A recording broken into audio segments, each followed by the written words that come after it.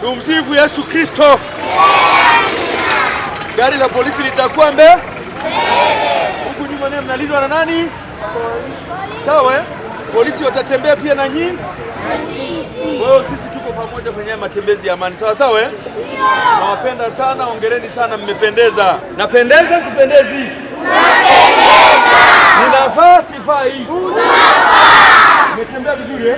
Ndio. Okay, niko nimeambatana na askari wenzangu wote ambao tulikuwa tunasimamia ili zoezi kufanya matembezi ya amani, kini mtumie barabara ya umma kwa kuringa na mfike salama mlivyokuwa mnafika kwenye kanisa letu la hapa KKT. Piga makofi. Mtumishi wa Mungu, mimi nawashukuru sana. Walimu kwa ujumla wenu, tumeungana kwa pamoja kusindikiza watoto wetu, vijana wetu ambao siku ya leo wameungana kwa pamoja makanisa mbalimbali kwa ajili ya maombezi ambayo umesema ya amani kabisa. Hongereni sana walimu na watumishi wa Mungu wote. Naibu kamishina wa polisi Wilbrod Mtafungwa anawapenda sana na alinielekeza nihakikishe mtembee salama, mfike salama. Mmefika salama, mjafika? Mmefika. Kwa hiyo mfurahie jeshi letu la polisi, au sio? Jipigieni makofi jeshi la polisi. Ukiwa unaenda shuleni, hakikisha unatafuta sehemu yenye zebra kwa maana ya pundamilia.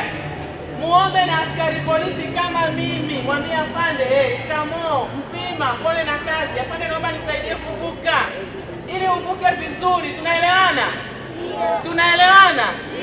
Lakini pia tuwakumbushe wazazi, kwa sababu tunawaona wachache wako hapa. Tafadhali mzazi ambaye una uwezo wa kutoka asubuhi nyumbani na kumsindikiza mtoto kuivuka barabara, fanya hivyo.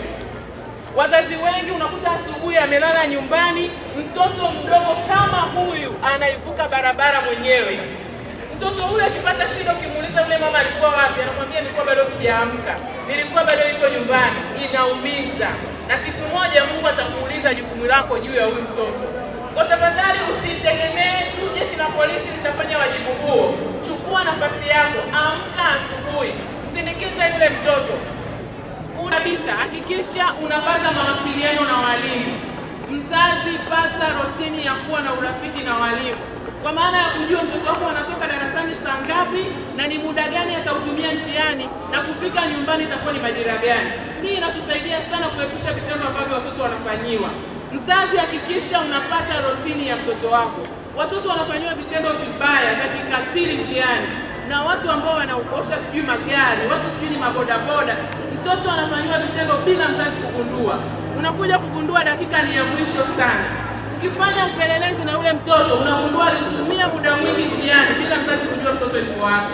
Tusaidiane katika hayo ili tukamilishe utukufu wa Mungu hapa duniani. Asanteni sana.